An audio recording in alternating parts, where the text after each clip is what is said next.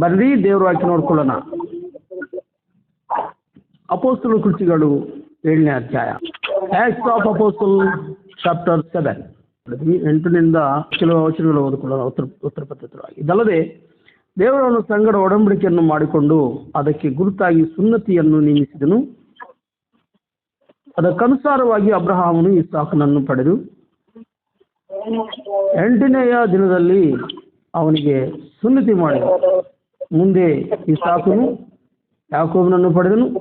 ಯಾಕೋಬನು 12 ಮಂದಿ ಮೂಲ ಪಿತೃಗಳನ್ನು ಪಡೆದನು. 9ನೇ ವಚನ ಓದ್ರಿ. ಮೂಲ ಪಿತೃಗಳು ಹೊಟ್ಟೆ ಕಿಚ್ಚಿನಿಂದ ಯೋಸೇಫನನ್ನು ಐಗುಪ್ತ ಪ್ರದೇಶಕ್ಕೆ ಮಾರಿಬಿಟ್ಟರು. ಅಲ್ಲಿ ದೇವರು ಅವನ ಸಂಗಡ ಇದ್ದು ಅವನಿಗೆ ಬಂದ ಎಲ್ಲಾ ಸಂಕಟಗಳಿಂದ ಅವನನ್ನು ಬಿಡಿಸಿ ಐಗುಪ್ತ ದೇಶದ ಅರಸನಾದ ಫರೋಹನ ಸಮ್ಮುಖದಲ್ಲಿ ದಯಾಪಾತ್ರನು ಜ್ಞಾನವುಳ್ಳವನು ಆಗಿರುವಂತೆ ಅನುಗ್ರಹಿಸಿದನು. ಫರೋಹನು ಅವನನ್ನು ಐಗುಪ್ತ ದೇಶದ ಮೇಲೆಯೂ ತನ್ನ ಎಲ್ಲಾ ಮನೆಯ ಮೇಲೆಯೂ ಅಧಿಕಾರಿಯಾಗಿ ಇಟ್ಟನು. 11ನೇ ವಚನ. ಐಗುಪ್ತ ಕಾನಾನ್ ದೇಶಗಳಲ್ಲಿ ಎಲ್ಲೆಲ್ಲಿಯೂ ಬರ ಬಂದು ದೊಡ್ಡ ಸಂಕಟವಾಯಿತು.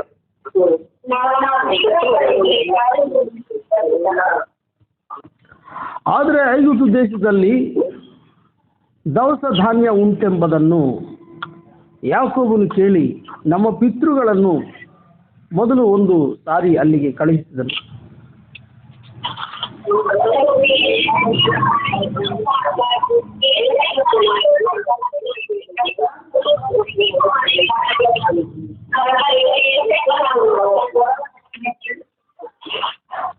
ಆಮೇಲೆ ಯೋಸೇಫನು ತನ್ನ ತಂದೆಯಾದ ಯಾಕೋಬನನ್ನು ತನ್ನ ಎಲ್ಲಾ ಬಂಧುಗಳನ್ನು ಬಂಧು ಬಳಗವನ್ನು ಒಟ್ಟಿಗೆ 75 ಮಂದಿಯನ್ನು ಕರೆಯಿಸಿಕೊಳ್ಳಲಾಗಿ ಯಾಕೋಬನಾಗಿ ದೇಶಕ್ಕೆ ಇಳಿದು ಹೋದನು.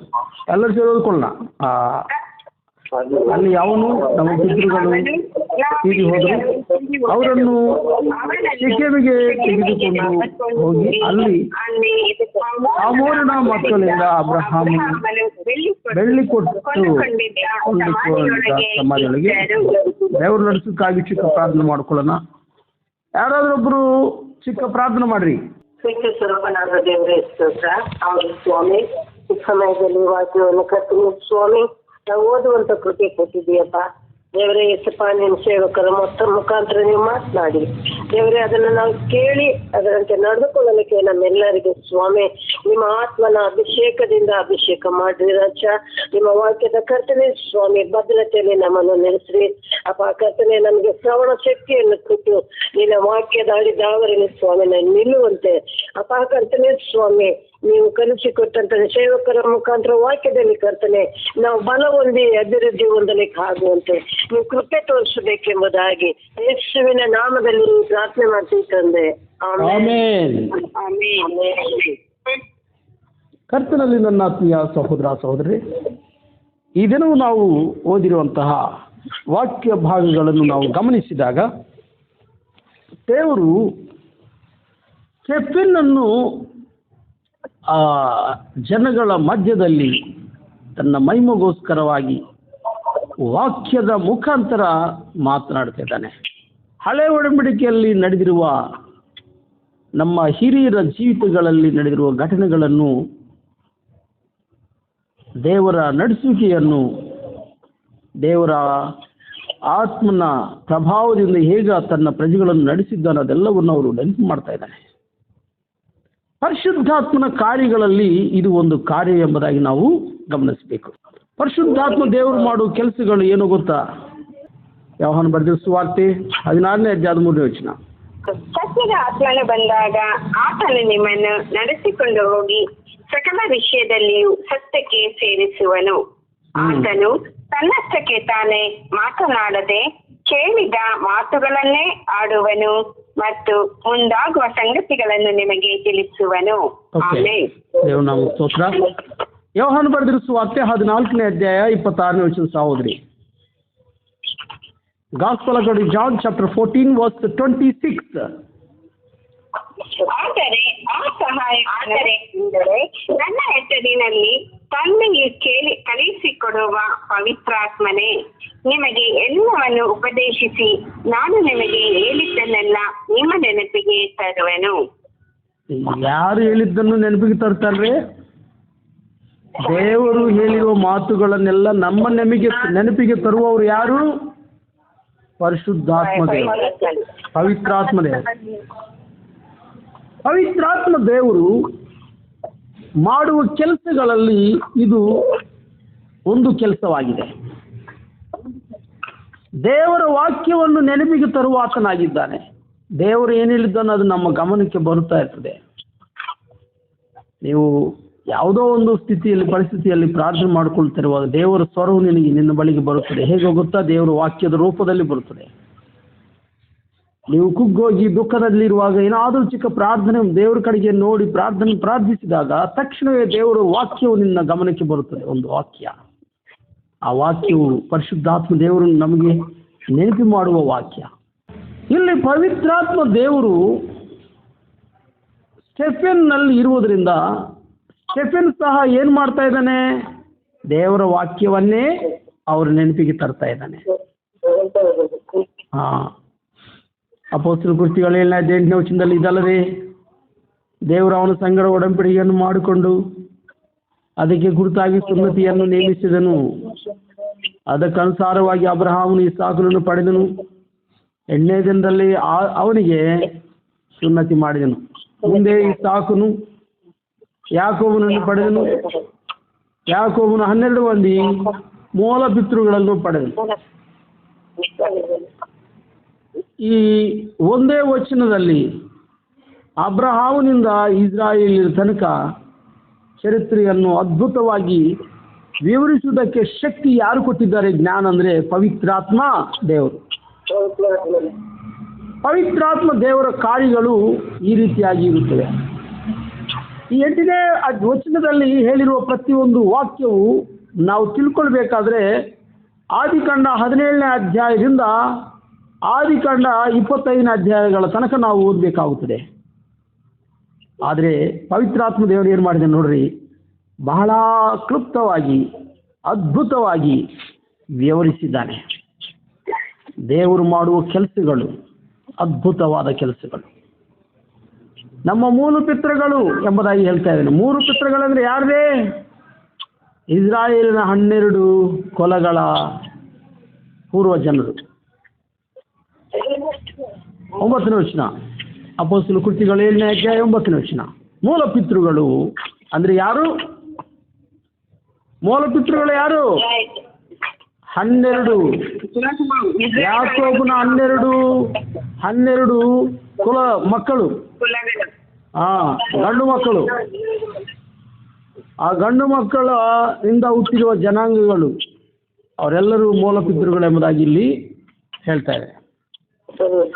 ದೇವರು ಅಬ್ರಹಾಮ್ ಸಂಗಡ ಒಡಂಬಡಿಕೆಯನ್ನು ಮಾಡಿಕೊಂಡಿದ್ದಾನೆ ಎಂಬುದಾಗಿ ನಾವು ನೋಡ್ತಾ ಇದ್ದೀವಿ. ಆ ಒಡಂಬಡಿಕೆಯ ಕುರಿತು ಏನಪ್ಪ ಅಂದರೆ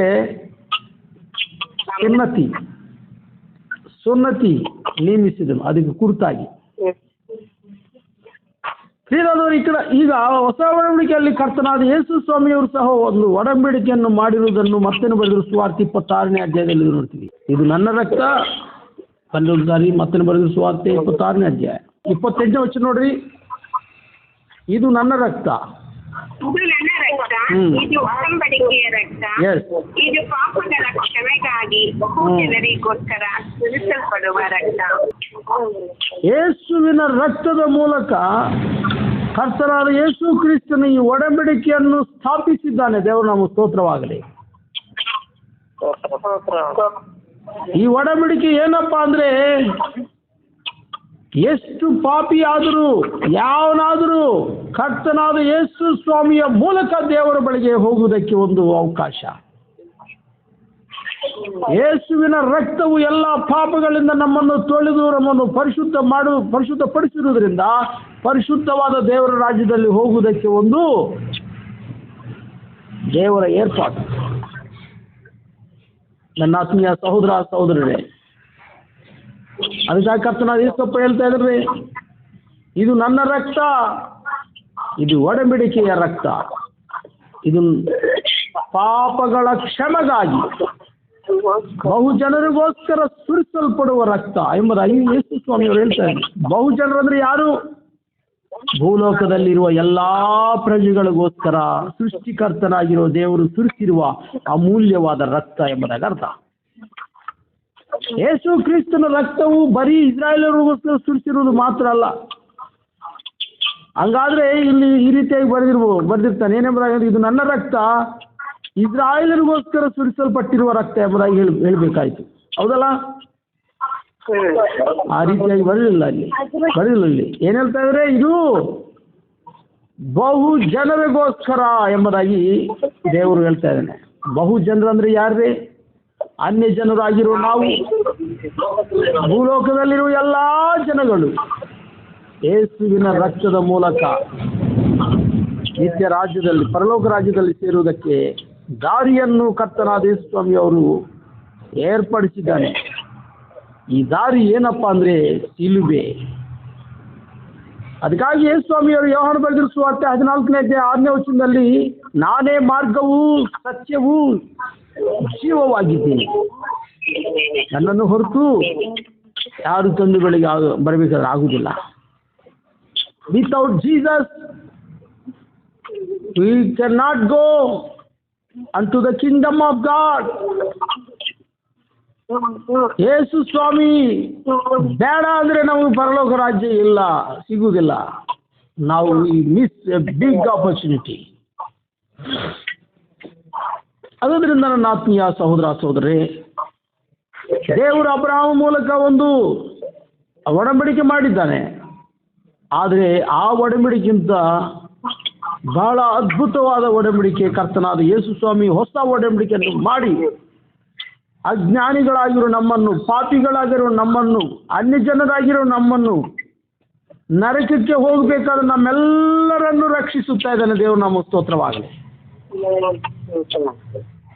ನನ್ನ ಆತ್ಮೀಯ ಸಹೋದರ ಸಹೋದರರೇ, 7ನೇ ಅಧ್ಯಾಯ ಅಪೊಸ್ತಲರ ಕೃತ್ಯಗಳು 9ನೇ ವಚನ. ಮೂಲಪಿತೃಗಳು ಹೊಟ್ಟೆ ಕಿಚ್ಚಿನಿಂದ ಯೋಸೇಫನನ್ನು ಐಗುಪ್ತ ದೇಶಕ್ಕೆ ಮಾರಿಬಿಟ್ರು. ನೋಡ್ರಿ ಪ್ರಿಯರೇ, ಸ್ವಂತ ಒಂದೇ ಒಡ ಹುಟ್ಟಿದವರಿಗೆ ಹೊಟ್ಟೆ ಕಿಚ್ಚಿರುತ್ತದೆ. ಇದು ನಮ್ಮ ಮನೆಗಳಲ್ಲೂ ಸಹ ನೋಡ್ತೀವಿ ನಾವು. ನಮ್ಮ ಮಕ್ಕಳು ಇಬ್ಬರಿಗೆ ಒಬ್ಬರ ಮೇಲೆ ಒಬ್ರಿಗೆ ಹೊಟ್ಟೆ ಕಿಚ್ಚು. ಅವನಿಗೆ ಯಾಕೆ ಒಂದು ಎರಡು ಕೊಟ್ಟಿದ್ಯಾ ಚಾಕ್ಲೇಟು, ನನಗೆ ಯಾಕೆ ಕೊಟ್ಟಿಲ್ಲ ಅಂತಾನೆ. ಅಂದ್ರೆ ಅವ್ರು ಎರಡು ಕೊಟ್ಟಿರೋದ್ರಿಂದ ಇವ್ರಿಗೆ ಏನಾಯ್ತು? ಹೊಟ್ಟೆ ಕಿಚ್ಚು. ಹೊಟ್ಟೆ ಕಿಚ್ಚು. ಯಾಕಪ್ಪ ಅಂದ್ರೆ 2 ಚಾಕ್ಲೇಟ್ಗಳು ಅವ್ರು ಕೊಡ್ತೀವಲ್ಲ. ಅವರಿಬ್ಬರಲ್ಲಿ ಓದ್ತಾ ಇರುವಾಗ ಒಬ್ಬರಿಗೆ ಫಸ್ಟ್ ರ್ಯಾಂಕ್ ಬಂದ್ರೆ ಇನ್ನೊಬ್ರು ಬಂದಿಲ್ಲ ಅಂದ್ರೆ, ಫಸ್ಟ್ ರ್ಯಾಂಕ್ ಬಂದವ್ರ ಮೇಲೆ ಈ ಮನುಷ್ಯನಿಗೆ ಏನಾಗುತ್ತದೆ? ಹೊಟ್ಟೆ ಕಿಚ್ಚು. ಹೊಟ್ಟೆ ಕಿಚ್ಚು ಆಗ್ತದೆ. ಆ ಇಬ್ಬರಲ್ಲಿ ಒಬ್ಬರು IAS ಆಫೀಸರ್ ಆಗಿಬಿಟ್ಟು ಇನ್ನೊಬ್ಬರು ಫೇಲ್ ಆಗಿದ್ರೆ ಏನಾಗುತ್ತದೆ? ಹೊಟ್ಟೆ ಕಿಚ್ಚು. ಈ ರೀತಿಯಾಗಿ ಸಭೆಯಲ್ಲಿಯೂ ಸಹ ಕೆಲವು ಜನರು ವಿಶ್ವಾಸಿಗಳ ಮೇಲೆ ಏನಿರುತ್ತೆ ಗೊತ್ತಾ? ಹೊಟ್ಟೆ ಕಿಚ್ಚಿರುತ್ತದೆ. ಇದು ಸೈತಾನನ ಕೆಲಸ, ಸೈತಾನನ ಸ್ವಭಾವ. ಅದು ನಮ್ಮಲ್ಲಿ ಇರಬಾರ್ದು. ಹೊಟ್ಟೆ ಕಿಚ್ಚು ಎಂಬುದು ದೇವರ ಮಕ್ಕಳ ಸ್ವಭಾವ ಅಲ್ಲ, ಇದು ಸೈತಾನನ ಗುಣ. ಅದಕ್ಕಾಗಿ ದೇವರ ವಾಕ್ಯ ಹೇಳುವುದೇನೆಂದ್ರೆ, ಮಾನಸಾಂತರ ಹೊಂದಿರಿ ಅಂತಾನೆ ದೇವರು. ದೇವರ ವಾಕ್ಯವು ದೇವರು ಹೇಳುವುದೇನೆಂದ್ರೆ ಮಾನಸಾಂತರ ಹೊಂದಬೇಕು. ಮತ ಬದಲಾವಣೆ ಆದರೆ, ಮತಾಂತರ ಮಾಡಿಕೊಂಡ್ರೆ ಏನು ಪ್ರಯೋಜನ ಇಲ್ಲ. ನೀವು ಮತಾಂತರ ಮಾಡಿಕೊಳ್ಳಬೇಡ್ರಿ, ಮಾನಸಾಂತರ ಹೊಂದಿರಿ ಎಂಬುದಾಗಿ ಯೇಸು ಸ್ವಾಮಿ ಹೇಳಿದ್ದಾನೆ. ಬೈಬಲ್ನಲ್ಲಿರುವ ದೇವರು ಹೇಳುವುದೇನೆಂದ್ರೆ ಮಾನಸಾಂತರ ಹೊಂದಬೇಕು. ಮಾನಸಾಂತರ ಅಂದ್ರೆ ಅರ್ಧ ಏನ್ರಿ? ಹೊಟ್ಟೆ ಕಿಚ್ಚು ಬಿಡಬೇಕು. ಪ್ರೀತಿಯುಳ್ಳವರಾಗಿ ಎಲ್ಲರನ್ನೂ ಪ್ರೀತಿಸಬೇಕು. ಅಭಿವೃದ್ಧಿ ಹೊಂದುತ್ತಾ ಇರುವವರನ್ನು ನಾವು ಆಶೀರ್ವದಿಸಬೇಕು. ನಮ್ಮ ಹೊರ ಹುಟ್ಟಿದವನು ದೊಡ್ಡವನಾಗಿದ್ದಾನೆ ಎಂಬ ಖುಷಿ ನಮ್ಮಲ್ಲಿರಬೇಕು. ನನ್ನ ವಿಶ್ವಾಸ ನಮ್ಮ ಸಭೆಯಲ್ಲಿರುವ ಒಬ್ಬರು ವಾಕ್ಯ ಓದ್ತಾ ಇದ್ದರೆ ಸಂತೋಷ ಪಡಬೇಕು. ಒಬ್ಬರು ನಿಂತುಕೊಂಡು ಹಾಡು ಆಡ್ತಾ ಇದ್ದರೆ ಸಂತೋಷ ಪಡಬೇಕು. ಒಬ್ಬರು ನಿಂತುಕೊಂಡು ವಾಕ್ಯ ಸಾಡ್ತಾ ಇದ್ದರೆ ಸಂತೋಷ ಪಡಬೇಕು. ಅವನೇನಾದರೂ ಬೈ ಮಿಸ್ಟೇಕ್ ತಪ್ಪು ಹೇಳಿದ್ರು ನಾವು ಅದ್ರ ಬಗ್ಗೆ ಚಿಂತಿಸದೆ ಪ್ರೀತಿಯಿಂದ ಅವರನ್ನು ಕ್ಷಮಿಸಿ ಅವ್ರಿಗೆ ಪ್ರೀತಿಯಿಂದ ಹೇಳಬೇಕು, ಬ್ರದರ್ ಸ್ವಲ್ಪ ತಪ್ಪಿದೆ ನೋಡ್ರಿ ಎಂಬುದಾಗಿ. ತಪ್ಪೇನಿಲ್ಲ, ಆ ರೀತಿ ಹೇಳೋದ್ರಲ್ಲಿ ಏನು ನಷ್ಟ ಇಲ್ಲ. ಯಾಕಂದರೆ ಬೈ ಮಿಸ್ಟೇಕ್ ಏನಾದರೂ ಇದ್ದರೆ ನನಗೂ ಸಹ ನೀವು ಹಂಚ್ಕೊಳ್ಬೋದು, ಬ್ರದರ್ ನೀವು ಹೇಳಿದ್ರಿ ಇದು ಕರೆಕ್ಟ್ ಅಲ್ಲ ಅಂತ ನೀವು ನನ್ನನ್ನು ಸಹ ಕೇಳ್ಬೋದು. I feel very happy. ನನಗೆ ತುಂಬ ಸಂತೋಷ. ಕರ್ತನಲ್ಲಿ ನನ್ನ ಆತ್ಮೀಯ ಸಹೋದರ ಸಹೋದರರೇ, ದೇವರ ಮಕ್ಕಳು ಮಾನಸಾಂತರ ಹೊಂದಿದವರು ಹೇಗಿರ್ತಾರಂದರೆ ಪ್ರೀತಿಯಿಂದ ತುಂಬಿದವರಾಗಿರ್ತಾರೆ. ಪ್ರೀತಿ ಯಾರಲ್ಲಿರ್ತದೋ ಅವರಲ್ಲಿ ದೇವ ಸ್ವಭಾವ ಬಂದುಬಿಡ್ತದೆ. ದೇವರ ಸ್ವಭಾವ ಬಂದುಬಿಡ್ತದೆ. ನಾವು ದೇವರ ಸ್ವಭಾವದಲ್ಲಿ ಪಾಲುಗಾರರಾಗಬೇಕಾದ್ರೆ ನಾವು ಮಾನಸಾಂತರ ಹೊಂದಲೇಬೇಕು. ಅಂದರೆ ಕೆಟ್ಟ ಸ್ವಭಾವವನ್ನು ಬಿಡಬೇಕು, ಕತ್ತಲ ಕೆಲಸಗಳು ಬಿಡಬೇಕು. ದೇವರು ಬೇಡ ಅನ್ನೋದನ್ನು ನಾವು ಮಾಡಬಾರ್ದು. ದೇವರು ಮಾಡ್ರಿ ಎಂಬುದಾಗಿ ದೇವರು ವಾಕ್ಯದಲ್ಲಿ ಏನು ಹೇಳಿದ್ದಾನೋ ಅದನ್ನೇ ಮಾಡಬೇಕು. ಇದನ್ನೇ ನಾವು ಬೈಬಲಲ್ಲಿ ಮಾನಸಾಂತರ ಎಂಬುದಾಗಿ ಕರೆಯಲಾಗಿದೆ. ಮೂಲ ಪಿತೃಗಳು ಏನು ಮಾಡ್ತಾರೆ? ಏಸೇಫನನ್ನು ಹೊಟ್ಟೆ ಕಿಚ್ಚಿನಿಂದ ಐಗುಪ್ತ ದೇಶಕ್ಕೆ ಮಾಡಿಬಿಟ್ರು. ಆದರೆ 10ನೇ ವಚನದಲ್ಲಿ ನೋಡ್ರಿ, ಅಲ್ಲಿ ದೇವರು ಅವನ ಸಂಗಡ ಇದ್ದು ಅವನಿಗೆ ಬಂದ ಎಲ್ಲ ಸಂಕಟಗಳಿಂದ ಅವನನ್ನು ಬಿಡಿಸಿ ಐಗುಪ್ತ ದೇಶದ ಅರಸನಾದ ಫರೋಹನ ಸಮ್ಮುಖದಲ್ಲಿ ದಯಾಪಾತ್ರನೂ ಜ್ಞಾನವುಳ್ಳವನು ಆಗಿರುವಂತೆ ಅನುಗ್ರಹಿಸಿದನು. ದೇವರು ನಮ್ಮ ಸ್ತೋತ್ರವಾಗಲಿ. ವೀರದವರೇ, ಯಾರಾದರೂ ನಮ್ಮ ಮೇಲೆ ಹೊಟ್ಟೆ ಕಿಚ್ಚಿಯಿಂದ ಏನಾದರೂ ಹೆಚ್ಚು ಕಡಿಮೆ ಮಾಡಿದರೆ ನಾವು ಚಿಂತೆ ಮಾಡಬಾರ್ದು. ಯಾರಾದರೂ ನಮ್ಮನ್ನು ಬೈದರೆ ಪುನಃ ನಾವು ಬೈಬಾರ್ದು. ಅವನು ಯಾರನ್ನು ನಮ್ಮನ್ನು ಹೊಡೆದರೆ ನಾವು ಅವ್ರನ್ನ ಹೊಡೆಯಬಾರ್ದು. ಹೊಟ್ಟೆ ಕಿಚ್ಚಿನಿಂದ ಕೆಲವು ಜನರು ನಮ್ಮನ್ನು ಹೊಡೆಯೋದಕ್ಕೆ ಟ್ರೈ ಮಾಡ್ತಾರೆ. ನಾವು ಅವ್ರು ಹೊಡೆದಿದ್ರು ತಿರುಗಿ ನಾವು ಅವ್ರನ್ನು ಹಿಂದಿರುಗಿ ಅವ್ರನ್ನ ಹೊಡೆಯಬಾರ್ದು. ಅದಕ್ಕಾಗಿ ಕರ್ತನಾದ ಯೇಸು ಸ್ವಾಮಿ ಹೇಳಿದನಲ್ವಾ, ಒಂದು ಕೆನ್ನೆಯನ್ನು ಹೊಡೆದ್ರೆ ಇನ್ನೊಂದು ಕೆನ್ನೆ ತೋರಿಸಬೇಕು. ಒಬ್ಬ ಮನುಷ್ಯನಿದ್ದಾನೆ, ಒಬ್ಬ ಮನುಷ್ಯನು ಒಂದು ಕೆನ್ನೆ ಮೇಲೆ ಹೊಡೆದಿದ ನಂತರ ವಿಶ್ವಾಸಿಗಳವರು ಎರಡನೇ ಕೆನ್ನೆ ತೋರಿಸಿದ್ದಾನೆ. ಎರಡನೇ ಕೆನ್ನೆ ಮೇಲೆ ಸಹ ಅವರು ಹೊಡಿಬಿಟ್ಟಿದ್ದಾನೆ. ಆಮೇಲೆ ಈ ಮನುಷ್ಯನು ಆ ಹೊಡೆದ ಮನುಷ್ಯನನ್ನು ಭಯಂಕರವಾಗಿ ಹೊಡೆದು ಬಿಟ್ಟಿದ್ದಾನೆ. ಆಮೇಲೆ ಕೆನ್ನೆ ಮೇಲೆ ಹೊಡೆದ ಮನುಷ್ಯ, ಏನಪ್ಪ ಯೇಸಪ್ಪ ಹೇಳಿದನಲ್ವಾ, ಒಂದು ಕೆನ್ನೆ ಹೊಡೆದಿದ್ರೆ ಇನ್ನೊಂದು ಕೆನ್ನೆ ತೋರಿಸಿ ಎಂಬುದಾಗಿ ಹೇಳಿದನಲ್ವಾ, ನೀವು ಯಾಕೆ ನನ್ನನ್ನು ಹೊಡಿತಾ ಇದೆಯಾ ಎಂಬುದಾಗಿ ಕೇಳುವಾಗ, ಸುಮ್ಮನಿರೋ, ಏಸಪ್ಪ ಒಂದು ಕೆನ್ನೆ ತೋರಿಸಿದೆ, ಎರಡನೇ ಕೆನ್ನೆ ತೋರಿಸ್ಬೇಕಂದಿದ್ದಾನೆ. ಎರಡನೇ ಕೆನ್ನೆ ಹೊಡೆದಿದ್ರೆ ಇನ್ನೇನು ಮಾಡಬೇಕು ಹೇಳಲಿಲ್ಲ. ಆಯ್ತಾ? ಈಗ ಅದು ನನ್ನ ಇಷ್ಟ. ಅದು ನನ್ನ ಇಷ್ಟ. ಯಾಕಂದ್ರೆ ಏಸು ಏನು ಮಾಡ್ಬೇಕು ಹೇಳಿಲ್ಲ. ಎರಡನೇ ಕೆನ್ನೆ ಕೊಡಿದ್ರೆ ಏನು ಮಾಡಬೇಕು ಹೇಳಿಲ್ಲಲ್ವಾ? ನಾನು ಈಗ ಅದು ನನ್ನ ಇಷ್ಟ. ಈಗ ಅಂದರೆ ನನ್ನ ಇಷ್ಟ ಬಂದು ಮಾಡ್ಬೋದು ಎಂಬುದಾಗಿ ಅರ್ಥ. ಅದಕ್ಕೆ ನಿನ್ನನ್ನು ಹೊಡಿತಾ ಇದ್ರಿ ಎಂಬುದಾಗಿ ಹೇಳಿದ್ದಾನೆ. ಆ ರೀತಿಯಾಗಿ ಇರಬಾರ್ದು. Okay, we should not do like that.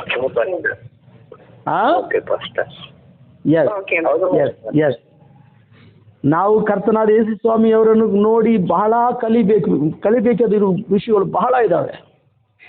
ಯೇಸು ಸ್ವಾಮಿಯವರು ಭಯಂಕರವಾಗಿ ಹೊಡೆದವರನ್ನು ಪುನಃ ತಿರುಗಿ ಹೊಡೆದಿದ್ದಾನೆ ಅವರನ್ನು. ಈ ನೆವರ್ ಬೀಟೆನ್ ಎನಿವನ್. ಕರ್ತನಾದ ಯೇಸು ಸ್ವಾಮಿ ನನಗಾಗಿ ನಿನಗಾಗಿ ಎಲ್ಲ ಬಾಧೆಗಳನ್ನು ಅನುಭವಿಸಿದ್ದಾನೆ. ಏಕಾದರೆ ಬನ್ರಿ, ಪೇತ್ರನು ಬರೆದಿರುವ 1ನೇ ಪತ್ರಿಕೆ 2ನೇ ಅಧ್ಯಾಯ. ಪೇತ್ರನು ಬರೆದಿರುವ 1ನೇ ಪತ್ರಿಕೆ 2ನೇ ಅಧ್ಯಾಯ, 1 Peter chapter 2 verse 19ನೇ ವಚನ, 20ನೇ ವಚನ, 21ನೇ ವಚನ ಓದ್ಕೊಳ್ಳೋಣ. ಯಾರಾದ್ರೂ ಓದ್ರಿ. ಒಬ್ಬನು ಅನ್ಯಾಯವಾಗಿ ಬಾಧೆಪಡುವವನಾಗಿದ್ದು ದೇವರು ನೋಡುತ್ತಾನೆಂದು ಆ ಕಷ್ಟವನ್ನು ಸಹಿಸಿಕೊಂಡರೆ ಅದು ಶ್ಲಾಘ್ಯವಾಗಿದೆ. ತಪ್ಪು ಮಾಡಿ ಗುದ್ದು ತಿನ್ನುವುದರಲ್ಲಿ ನೀವು ತಾಳ್ಮೆಯಿಂದಿದ್ದರೆ ಅದರಿಂದೇನು ಕೀರ್ತಿ. ಆದರೆ ಒಳ್ಳೆಯದನ್ನು ಮಾಡಿ ಬಾಧೆ ಪಡುವುದರಲ್ಲಿ ನೀವು ತಾಳ್ಮೆಯಿಂದ ಇದ್ದರೆ ಅದು ದೇವರ ಮುಂದೆ ಶ್ಲಾಘ್ಯವಾಗಿದೆ. ಏನಂತಂದ್ರೆ ಇದಕ್ಕಾಗಿಯೇ ನೀವು ಕರೆಯಲ್ಪಟ್ಟಿರಿ. ಆಮೇನ್. ಆಮೇನ್. ಕ್ರಿಸ್ತನು ಸಹ ನಿಮಗೋಸ್ಕರ ಬಾಧೆಯನ್ನು ಅನುಭವಿಸಿ ನೀವು ತನ್ನ ಹೆಜ್ಜೆಯ ಜಾಡಿನಲ್ಲಿ ನಡಿಬೇಕೆಂದು ಮಾದರಿಯನ್ನು ತೋರಿಸಿದನು. 22ನೇ ವಚನ ಸಹೋದರಿ ಸಿಸ್ಟರ್. ಆತನು ಯಾವ ಪಾಪವನ್ನು ಮಾಡಲಿಲ್ಲ, ಆತನ ಬಾಯಲ್ಲಿ ಯಾವ ವಂಚನೆಯೂ ಸಿಗಲಿಲ್ಲ. ಓಕೆ. ಬೈಯುವವರನ್ನು ಪ್ರತಿಯಾಗಿ ಬೈಲಿಲ್ಲ. ಏನ್ ಮಾಡಿದ್ದಾನೆ? ಆತನು ವಾಕ್ಯ ಅನುಭವಿಸಿದಾಗ ಯಾರನ್ನು ಬೆದರಿಸದೆ ನ್ಯಾಯವಾಗಿ ತೀರ್ಪು ಆತನಿಗೆ ತನ್ನ ಕಾರ್ಯವನ್ನು ಒಪ್ಪಿಸಿದನು. ಆಮೇನ್. ಇದು ನಾವು ಕಲಿಬೇಕು ಪ್ರಿಯರದವ್ರೆ. ಯೇಸುವನು ಈ ರೀತಿಯಾಗಿ ಜೀವಿಸಿದ್ದಾನೆ. ಆದುದರಿಂದ ದೇವರು ಯೇಸುವನನ್ನು ಆಶೀರ್ವದಿಸಿದ್ದಾನೆ. ಆತನ ಅಣ್ಣ ತಮ್ಮಂದಿರು ಎಲ್ಲರೂ ಆತನ ಮೇಲೆ ಕೋಪಗೊಂಡು ಹೊಟ್ಟೆ ಕಿಚ್ಚಿಯಿಂದ ಒಡೆದು ಬಿಟ್ಟು ಒಂದು ಗುಂಡಿಯಲ್ಲಿ ಬಿಸಾಡಿದಾಗ ಸುಮ್ಮನೆ ಸಹಿಸಿಕೊಂಡಿದ್ದಾನೆ. ಅದಕ್ಕಾಗಿ ದೇವರು ಆತನನ್ನು ಐಗುಪ್ತ ದೇಶದಲ್ಲಿ ಉನ್ನತ ಸ್ಥಿತಿಗೆ ಬರುವಂತೆ ಮಾಡಿದ್ದಾನೆ. ದೇವರು ನಮ್ಮ ಸ್ತೋತ್ರವಾಗಲಿ.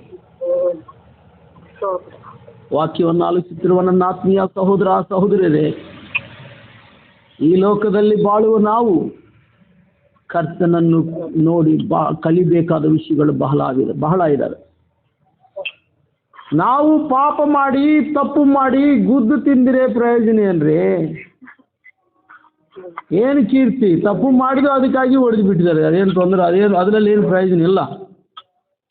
ಆದರೆ ಒಳ್ಳೆಯದನ್ನು ಮಾಡಿ ಬಾಧೆ ಪಡುವುದರಲ್ಲಿ ಏನಿರ್ತದೆ? ಶ್ಲಾಘ್ಯ. ದೇವರ ಮುಂದೆ ಅದು ಶ್ಲಾಘ್ಯವಾಗಿರುವುದು. ದೇವರು ನಿನ್ನನ್ನು ಘನಪಡಿಸುತ್ತಾನೆ. ಅಪೊಸ್ತಲನಾದ ಈಗ ಸ್ಟೆಫೆನ್ ಸಹ ಅದೇ ಮಾಡ್ತಾ ಇದ್ದಾನೆ. ಕರ್ತನಿಗೋಸ್ಕರವಾಗಿ ಒಳ್ಳೆ ವಾಕ್ಯವನ್ನು ಹೇಳ್ತಾ ಇದ್ದಾನೆ ಇಲ್ಲಿ. ಆದ್ರೆ ಆಮೇಲೆ ಅವ್ರು ಏನು ಮಾಡ್ತಾರೆ ಗೊತ್ತಾ? ಇವರನ್ನು ಹೊಡಿತಾರೆ. ಇದು ದೇವರು ಆನಂದಿಸುತ್ತಾ ಇರ್ತಾನೆ ಅಂತ ಸ್ಥಿತಿ ಬರುವಾಗ. ಯಾಕಂದ್ರೆ ನನ್ನ ಮಗನು ನನ್ನ ಹಾಗೇ ಇದ್ದಾನೆ ಎಂಬುದಾಗಿ ಖುಷಿ ಯೇಸು ಸ್ವಾಮಿ ಅವರಿಗೆ. ಹೌದಲ್ವಾ? ನಮ್ಮ ಮಕ್ಕಳು ನಮ್ಮ ಹಾಗೆ ಮಾಡ್ತಾ ಇದ್ರೆ ನಮ್ಗೆ ಎಷ್ಟು ಖುಷಿ. ಇವನು ಸೇಮ್ ನಿನ್ನಾಗೆ ಮಾಡ್ತಾ ಇರ್ತಾನೆ, ನಿನ್ನಾಗೆ ಮಾತಾಡ್ತಾ ಇರ್ತಾನೆ, ನೀನು ಹೇಗಿರ್ತೀಯ ಹಾಗೇ ಇರ್ತಾನೆ, ನೀನು ಹೆಂಗೆ ತಿಂತಾ ಇರ್ತಾನೆ ಹಂಗೆ ತಿಂತಾ ಇರ್ತಾನೆ ಅಂತ ಹೇಳುವಾಗ ಈಗ ಅವ್ರ ಅಪ್ಪಗೆ ಎಷ್ಟು ಖುಷಿ ಅಂದ್ರೆ ನಗು ಎಲ್ಲ ನಗು ಖುಷಿ. ಅದೇ ವಿಧವಾಗಿ ದೇವರ ಮಕ್ಕಳು ಅನಿಸಿಕೊಳ್ಳುವ ನಾವು, ಯೇಸು ಸ್ವಾಮಿ ಮಕ್ಕಳು ಅನಿಸಿಕೊಳ್ಳುವ ನಾವು ಈ ಲೋಕದಲ್ಲಿ ನ್ಯಾಯವನ್ನು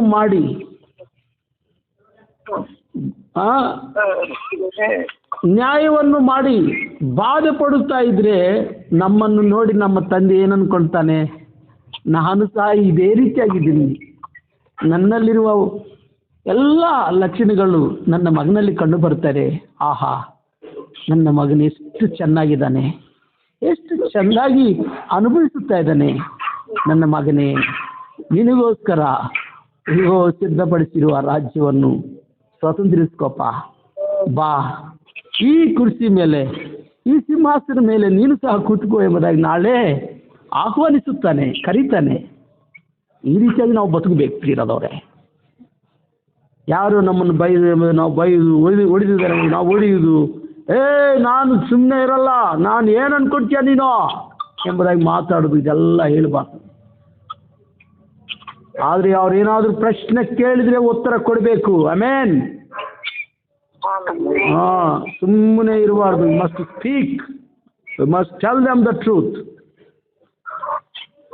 ಇರೋದವರೇ 10ನೇ ವಚನ ಬನ್ರಿ. ಅಪೊಸ್ತಲರ ಕೃತ್ಯಗಳು 7ನೇ ಅಧ್ಯಾಯ 10ನೇ ವಚನ. ಅಲ್ಲಿ ದೇವರು ಅವನ ಸಂಗಡ ಇದ್ದು ಅವನಿಗೆ ಬಂದ ಎಲ್ಲಾ ಸಂಕಟಗಳಿಂದ ಅವನನ್ನು ಬಿಡಿಸಿ.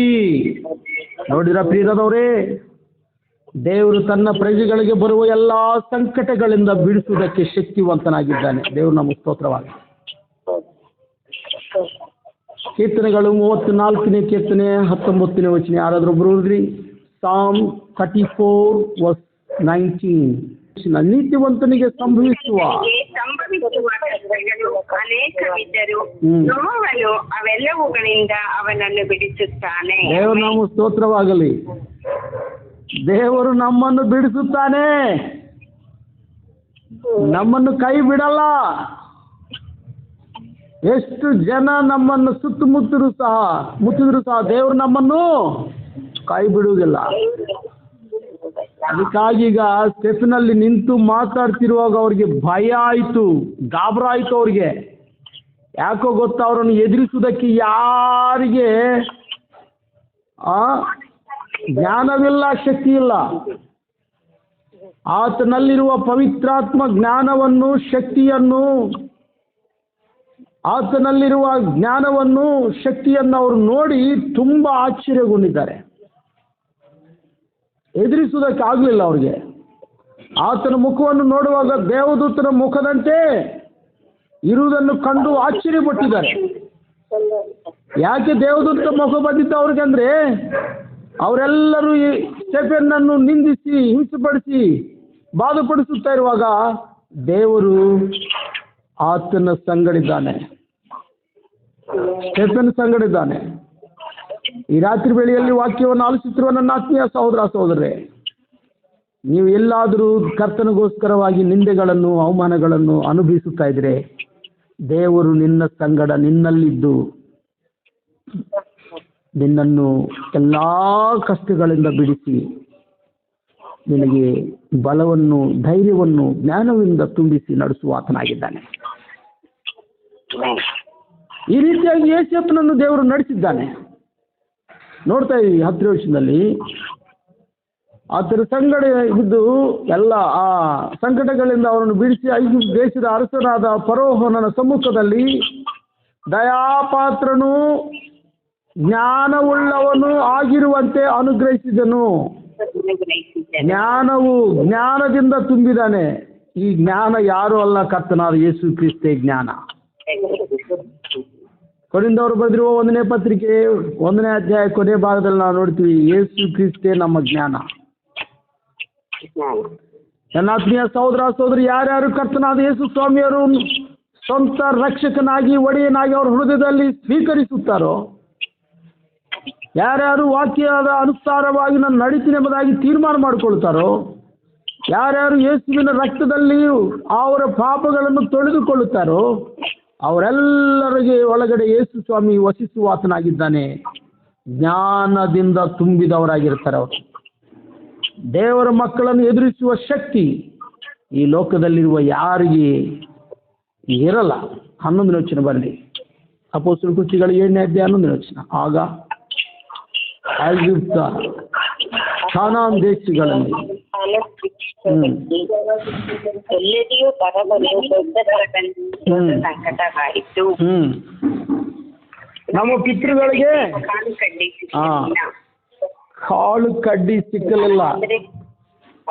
ಆದ್ರೆ ಐಗುಪ್ತ ದೇಶದಲ್ಲಿ ಏನಿದೆ? ದವಸ ಧಾನ್ಯಗಳು. ಎಲ್ಲಿದ್ದಾನೆ ಈಗ? ಯೇಸಪ್ಪ ಇರುವ ದೇಶದಲ್ಲಿ ಸಮೃದ್ಧಿ, ದೇವರ ಮಗನಿರುವ ದೇಶದಲ್ಲಿ ಆಶೀರ್ವಾದ.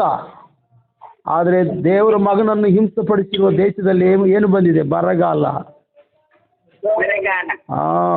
ದೇವರ ಮಕ್ಕಳನ್ನು ಹಿಂಸೆಪಡಿಸಿ ಅವ್ರೇನು ಅನ್ನಲ್ಲ, ಕ್ರಿಶ್ಚಿಯನ್ಸ್ ಏನು ಮಾಡಲ್ಲ, ಹೊಡಿರಿ ಅಂತ ಹೇಳ್ತಾರೆ. ಇವಾಗ ಹೊಡಿಬೋದು, ನಾಳೆ ಅನುಭವಿಸಬೇಕಾಗುತ್ತದೆ ಶಿಕ್ಷೆ. ದೈವೋಗ್ರತೆ, ಪ್ರತಿದಂಡನೆ, ಹೌದು. ದೇವರ ಕೋಪ ಅವ್ರ ಮೇಲೆ ಬೀಳುತ್ತದೆ. ಯಾರು ತಾಳ್ಕೊಳ್ಳಕ್ಕಾಗಲ್ಲ. ಯೇಸು ಸ್ವಾಮಿ ಅವರು ಕೋಪಗೊಂಡ್ರೆ ಅವರ ಪ್ರೀತಿಯನ್ನು ನಾವು ವ್ಯರ್ಥಪಡಿಸಿಕೊಂಡು ದೇವರ ಮಕ್ಕಳನ್ನು ಬಾಯಿ ಬಂದಂತ ಮಾತಾಡಿದ್ರೆ ದೇವರು ಸುಮ್ಮನೆ ಇರಲ್ಲ. ಅದರಿಂದ ನೋಡ್ರಿ, ಐಗುಪ್ತ ದೇಶದಲ್ಲಿ ಎಲ್ಲ ಬಾಧೆಗಳನ್ನು ಅನುಭವಿಸಿರುವ ಕರ್ತನಿಗೋಸ್ಕರ ಎಲ್ಲ ಬಾಧೆಗಳನ್ನು ಅನುಭವಿಸಿದ್ದಾನೆ ಯೋಸೇಫನು. ಎಷ್ಟೋ ಬಾಧೆಗಳು, ಅನ್ಯಾಯವಾಗಿ ಸೆರೆಮನೆಗೆ ಕಳಿಸಿಬಿಟ್ಟಿದ್ದಾನೆ. ಹೌದಲ್ಲ? ಪತಿಪರನ ಹೆಂಡತಿ ಏನು ಮಾಡಿದ್ದಾಳೆ? ಪಾಪ ಮಾಡಿಗೆ ಬಾಪ ಎಂಬುದಾಗಿ ಕರೆಯುವಾಗ ಹೋಗಿಲ್ಲ, ನಾನು ಮಾಡಲ್ಲ ಎಂಬುದಾಗಿ ಹೇಳಿದ್ದಾನೆ. ದೇವರಿಗೆ ವಿರುದ್ಧವಾಗಿ ನಾನು ಪಾಪ ಮಾಡಲ್ಲ ಎಂಬುದಾಗಿ ಹೇಳುವಾಗ ಅವನನ್ನು ಸೆರೆಮನೆಗೆ ಕಳಿಸ್ಬಿಟ್ರು. ಅಂದ್ರೆ ಏನಾಯ್ತು? ಒಳ್ಳೆಯದನ್ನು ಮಾಡಿ ಬಾಧೆಗಳನ್ನು ಅನುಭವಿಸಿದ್ದಾನೆ. ಬಾಯಿ ತೆರಲಿಲ್ಲ, ನಾನು ಈ ರೀತಿ ಮಾಡಲಿಲ್ಲ, ನಿನ್ನೆಂದಕ್ಕೆ ಈ ರೀತಿ ಬಂದಿತ್ತು, ನನ್ನನ್ನು ಹಿಂಗೆ ಮಾಡಿ ತಂಗಿ ಮಾಡಿ ಎಂಬುದಾಗಿ ಅವರು ಏನು ಹೇಳಿಲ್ಲ, ಬಾಯಿ ತೆರಲಿಲ್ಲ, ಸುಮ್ಮನೆ ಇದ್ದಾನೆ. ಅಪ್ಪ ದೇವರೇ, ಅಪ್ಪ ನೀನು ನೋಡ್ತಾ ಇದೆಯಲ್ಲ, ನ್ಯಾಯ ತೀರಿಸು, ನನಗೆ ತಂದೆ ತಾಯಿ ಯಾರು ಇಲ್ಲ, ನೀನೇ ಈ ಅನ್ಯ ದೇಶದಲ್ಲಿ ಅಪ್ಪ, ನೀನೇ ನನಗೆ ದಿಕ್ಕು, ನೀನೇ ನನಗೆ ಆಧಾರ ಎಂಬುದಾಗಿ ಕರ್ತನಿಗೆ ಪ್ರಾರ್ಥಿಸಿರ್ಬೋದು. ಕರ್ತನಲ್ಲಿ ನನ್ನ ಆತ್ಮೀಯ ಸಹೋದರರೇ, ನಾವು ಸಹ ಯಾತ್ರಾ ಜೀವಿತದಲ್ಲಿ ಬರುವ ಎಲ್ಲ ಪರಿಸ್ಥಿತಿಗಳಲ್ಲಿ ನಾವು ಕರ್ತನನ್ನು ಆಶ್ರಯಿಸಬೇಕೇ ಹೊರತು ಯಾರನ್ನು ನಾವೇನು ಅವ್ರನ್ನ ಬೈಯಬಾರ್ದು, ಯಾರಿಗೇನು ಏನು ಮಾತಾಡಿಕೊಡಬಾರ್ದು, ಅವ್ರ ಬಗ್ಗೆ ಕೆಟ್ಟಾಗಿ ಸಾಕು. ನಾವು ಅದಕ್ಕೋಸ್ಕರ ನಾವು ಕರೆಯಲ್ಪಟ್ಟಿದ್ದೀವಿ ಎಂಬುದಾಗಿ ನೋಡಿದ್ವಿ. ಹೌದಲ್ಲ? ಏಸಪ್ಪ ಯಾಕೆ ನಮ್ಮನ್ನು ಕರೆದಿದ್ದಾನೆ? ಒಳ್ಳೆಯದನ್ನು ಮಾಡಿ ಕೆಟ್ಟದನ್ನು ಅನುಭವಿಸುವುದಕ್ಕಾಗಿ, ಒಳ್ಳೆಯದನ್ನು ಮಾಡಿ ಬಾಧೆಗಳನ್ನು ಅನುಭವಿಸುವುದಕ್ಕೆ ದೇವರು ನಮ್ಮನ್ನು ಕರೆದಿದ್ದಾನೆ. ಇದೇ ವಿಧವಾಗಿ ನಮ್ಮ ಕರ್ತನಾದ ಯೇಸು ಸ್ವಾಮಿ ಸಹ ಮುಂದೆ ಮಾಡಿದ್ದಾನೆ. ಆತನ ಮಕ್ಕಳಾಗಿರೋ ನಾವು ಸಹ ಯಾತ್ರಾ ಜೀವಿತದಲ್ಲಿ ಕರ್ತನಾದ ಯೇಸು ಸ್ವಾಮಿ ಹೆಜ್ಜೆಗಳಲ್ಲಿ ನಡೆಯುವಂತೆ ಪರಿಶುದ್ಧಾತ್ಮ ದೇವರು ನಮಗೆ ಸಹಾಯ ಮಾಡಲಿ.